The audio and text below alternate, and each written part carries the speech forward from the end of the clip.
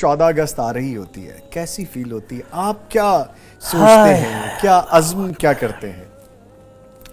نظامی صاحب، بہت سارے آرٹیکل، بہت ساری تحریریں جو 14 اگست کے ارد گرد ہم پڑھتے ہیں نا، وہ روح کو جھنجھوڑ دیتی ہیں۔ ہم نے آزادی کو صرف پاں پوں اور طوفان بدتمیزی کرنا، یہ ہم نے آزادی سمجھ لیا ہے۔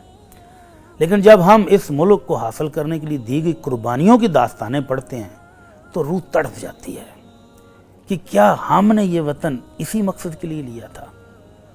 اگر مقصد صرف اپنی بائک کا بفر نکال کے بدتمیزی، طوفان، شور، شرابہ کرنا ہی مقصد تھا تو یہ تو اس ملک میں بھی اجازت تھی، کوئی پابندی تو نہیں تھی۔ اگر مقصد صرف لاؤڈ سپیکر پر میوزک لگا کے ہمسایوں کو تنگ کرنا، پوری رات نہ خود سونا نہ دوسروں کو سونے دینا ہے، اگر یہ ہنگامہ بدتمیزی کرنا ہی مقصود تھا تو یہ تو وہاں پر بھی آزادی سے کر سکتے تھے۔ تو پھر ہمیں آزادی کا اصل مقصد سمجھنا ہوگا۔ تو جب آزادی ہے تو میں تو بچوں کو بھی بتاتا ہوں کہ بیٹا اس سے پیچھے داستانیں دیکھو ہماری کیا ہے، ہمارے بزرگوں کی قربانیاں کیا ہیں، یہ ملک لیا کیوں گیا، کیسے لیا گیا، پھر پتہ چلے گا کہ یہ آزادی ہے کیا۔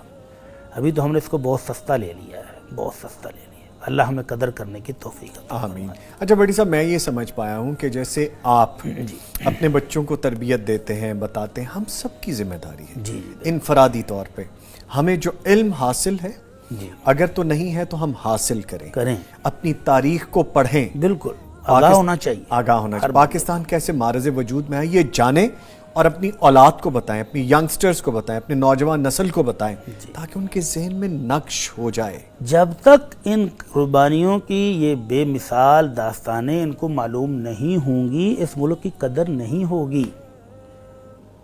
ہر وہ چیز جو آپ کو مفت میں مل جائے اس کی قدر کہاں ہوتی ہے؟ کہاں ہوتی ہے؟